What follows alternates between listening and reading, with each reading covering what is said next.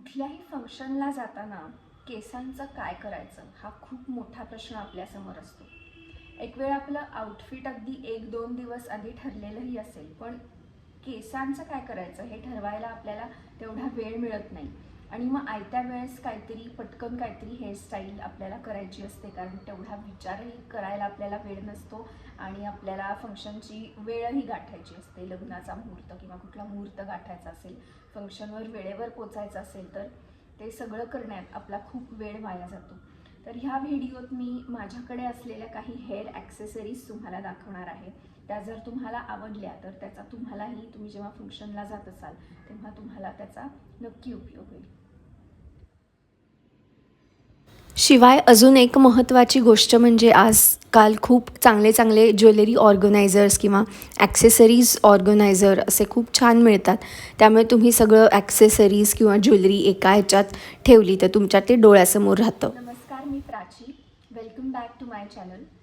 या चॅनलवरचे सगळेच व्हिडिओ अतिशय उपयोगी, सस्टेनेबल, ज्याचा खऱ्या आयुष्यात आपल्याला उपयोग होईल असे आहेत. त्यामुळे आपल्याकडे मी काय घालू ही सिरीज पण चालू आहे. त्याच्यात मी फंक्शनला जाताना आपल्याच कपाटातले कपडे मिक्स अँड मॅच करून कसे वापरायचे, म्हणजे रियुजेबल क्लोथ्स किंवा दरवेळेस नवीन शॉपिंग करायला नको, या दृष्टीने मी ती सिरीज बनवलेली आहे. तीसुद्धा तुम्ही नक्की बघा. आणि या व्हिडिओमध्ये आपण हेअर ॲक्सेसरीज बघणारच आहोत. फंक्शनला जातानाच्या हेअर ॲक्सेसरीज बघणार आहोत, टू बी प्रिसाईज. शिवाय सगळ्यात सोपी हेअरस्टाईल म्हणजे असं क्लचर लावायचं आणि बाकीचे केस मोकळे सोडायचे. आजकाल खूप नवीन नवीन खड्याची किंवा मोत्याची क्लचर्स अवेलेबल आहेत आणि ती सगळ्यात सोपी हेअरस्टाईल वाटते मला. आणि तुमचे केस जरी स्ट्रेट नसतील, कसंही तुमचं टेक्स्चर असेल केसाचं, तरी कोणीही ही हेअरस्टाईल करू शकतो. आणि प्रत्येक वेळेस फंक्शनला जाताना केस काही सरळ करून ते मोकळे सोडायलाच पाहिजे असं काही नाही आहे. तुम्हाला जी आवडेल किंवा जसं सीझन असेल तशी तुम्ही हेअरस्टाईल करू शकता. अगदी उन्हाळ्यातही तुम्हाला जर का केस सोडून चैन पडत असेल तर तुम्ही अगदी तसंही करू शकता. माझी तरी ही अशी समरची फेवरेट हेअरस्टाईल आहे. त्यामुळे उकडत पण नाही आणि आपले केस पण एका जागी छान राहतात. किंवा तुम्हाला जर का आंबाडा किंवा जुडा घालायला आवडत असेल आणि तुम्हाला त्याच्यात काही सजवायचं असेल तर त्याच्यासाठी हे पण ऑप्शन्स आहेत. फक्त ह्याला केस थोडे मोठे लागतात किंवा जाड लागतात, कारण हे पूर्ण असं स्कॅल्पमध्ये असं खोचल्यावर स्कॅल्पला ते टोचू शकतं. आणि त्यातनं तुमचे केस जर का खूपच पातळ असतील तर तुम्हाला हे इझिली लागू शकतं डोक्याला. ह्याच्यातच हे कलरमध्ये पण आहे, छोटंसं फूल आहे. जुडा पिन किंवा आंबाडा घातल्यावर त्याला पण ही पिन तुम्ही लावू शकता. म्हणजे ही सपोज तुमच्याकडे जर असं फेक आंबाडा किंवा असं ही जाळी आहे, त्या जाळीला पण तुम्ही हे लावायची सोय आहे. फक्त आता आत तुमचं किती केस आहेत ते तुम्हाला बघायला लागेल. ते केस खोटे असतील तर तुम्हाला जास्त स्कोप मिळेल, कारण हे असं डायरेक्ट आत जाणार आहे. ते तुम्ही तिरकं जरी घातलं तरी ते टोचण्याची भीती आहेच आहे. याच्यातच गोल्डन सुद्धा आहे. फक्त हे असं उभं खोचण्याचं आहे. याला असं मागे या तारा दिल्यात आणि ह्याला खालच्या बाजूला दिल्या, त्यामुळे हे असं उभं खोचता येईल तुम्हाला. शिवाय हे दोन रोजचं पण तसंच आहे, असं उभं घालण्याचं आंबाड्याला. आणि इवन हे पण हे साधारण हे बघून तरी मला वाटलेलं की हे साडीला वगैरे लावण्याचं आहे, पण हे पण माझं असं आंबाड्याला वगैरे लावून झालेलं आहे, वापरून झालेलं आहे. असं पण छान दिसतं. म्हणजे कधी कधी असा नऊवारी असते किंवा कधी कधी असं त्या ड्रेस कोडमध्ये पण स्टाईल इन्क्लुडेड असते, की समजा मंगळागौरीचा खेळ खेळणारा ग्रुप असेल तर त्यांना कंपल्सरी आंबाडा घालायचा असतो खेळ खेळताना. त्यामुळे मग ही जाळी लावल्यावर त्याला शोभा येण्यासाठी काहीतरी असं लावायला लागतं.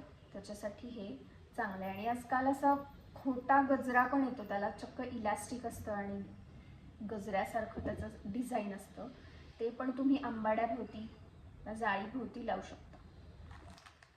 आणि तुम्हाला मोत्याचे जर ॲक्सेसरीज आवडत असतील तर या मोत्याच्या सुद्धा अशा क्लिप्स आहेत. अशी मी आत्ता एक लावली आहे. ही पण अशी लहान मुलींना किंवा इव्हन तुम्हालाही आवडत असेल तर केस मोकळे सोडून एका साईडला किंवा दोन्ही क्लिप्स तुम्ही लावू शकता. या खूप छान एकदम कलाकुसर एकदम सुबक काम केलेलं आहे ह्याच्यावर. या मी कुठनं ऑर्डर केला ते जर तुम्हाला हवं असेल तर मी नंबर देते. अजूनही तुम्हाला जो कलर आवडेल आणि तुम्हाला जो साईज हवा असेल त्याच्यात या क्लिप्स करून मिळतील. त्यामुळे तुम्ही या क्लिप्स नक्की ट्राय करा.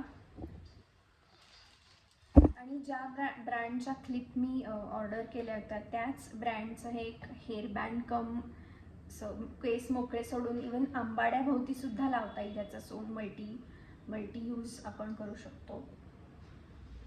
हेअरबँड म्हणून इवन तुम्ही लावू शकता. इथे दोन क्लिप लावून टाकायच्या आणि केस मोकळे सोडल्यावर खूप छान दिसेल. शिवाय केस मोकळे सोडून मागे सुद्धा तुम्ही लावू शकता. मला जमलं तर मी फोटो दाखवेनच याचा. सो या दोन्ही गोष्टी मी जिथून घेतल्या त्याचा मी नंबर देईनच. आणि अजून एक गोष्ट म्हणजे केसांची स्टाईल, म्हणजे केस असेल जसे जे काय त्याला नाव आहेत, फ्रेंच बन, फ्रेंच बियर्ड, जे काय असेल ना, तर ते करायला जरी वेळ नसला तरी ह्याच्यापैकी तुम्ही अशा क्यूट ॲक्सेसरीज जरी वापरल्या आणि जरी सिम्पल एक हेअरस्टाईल एखादी क्लिप लावली तरी ते खूप छान दिसतं. म्हणजे तुमचा खूप वेळ पण वाचतो आणि दरवेळेस केसांचंच काहीतरी इकडून तिकडून करून दरवेळेस केसांचं काही हे करण्याची गरज नाही आहे. साधे आपले जे रोजचे केसांना असं काही तुम्ही शोभा येणारं लावलं तरी ते खूप छान दिसतं. आणि जेवढं तुम्ही ते मिनिमम ठेवाल तितकं ॲक्च्युली छान दिसतं. कारण आजकाल आउटफिट आणि ज्वेलरी हे पण सगळं भडक किंवा गॉडी असतं. त्यामुळे हेअरस्टाईल जर तुम्ही सोबर किंवा हेअर ॲक्सेसरीज जर सोबर सिम्पल ठेवल्या तर एक लुक बॅलन्स व्हायला मदत होते.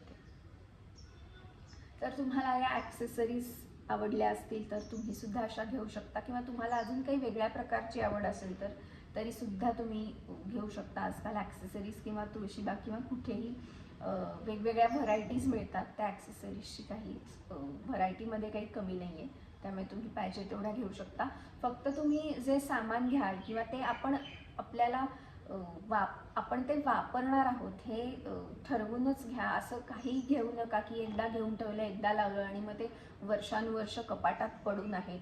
आणि या सगळ्या तुमच्या ॲक्सेसरीज तर तुम्ही व्यवस्थित ऑर्गनाईज करून ठेवल्या, पटकन सापडतील अशा जागी ठेवल्या तर तुम्हाला ॲक्च्युअल फंक्शनला जाताना पण समजा एखादा बॉक्स त्याच्यात तुम्ही सगळं ठेवलं आहे, तो बॉक्स उघडला की तुमच्या सगळं डोळ्यासमोर राहील. त्यामुळे या ॲक्सेसरीज पाहिजे तेव्हा वापरल्या पण जातील आणि तुम्हालासुद्धा त्यातनं अजून काही क्रिएटिव्हिटी करता येणार असेल तर तुमच्या पण ते लवकर तुमच्या मनात तो विचार येईल आणि तुमचा वेळ पण वाचेल. शिवाय या चॅनलवरचा बाकीचा सुद्धा कंटेंट खूप उपयोगी आहे. लग्न, मुंज, इकडे म्हणण्याची गाणी आहेत, मंगलाष्टक, मातृभोजन, विहीण, या घाणा बहिणी, ही सगळी गाणी, शिवाय या विधींची माहितीसुद्धा या चॅनलवर अवेलेबल आहे. आणि आपण जितकं ॲक्च्युली म्हणजे नटण्यात किंवा ह्याच्यात लक्ष देतो तितकंच लक्ष आपण आपली पारंपरिक गाणी किंवा लग्नाचे मुंजीचे विधी असतील ते जर समजून घेतले तर अजूनच आपल्याला आपल्या आयुष्यात एक व्हॅल्यू ॲडिशन होईल असं मला वाटतं. त्यामुळे हा पण कॉन्टेंट तुम्ही नक्की बघा आणि हे चॅनलसुद्धा सबस्क्राईब करा.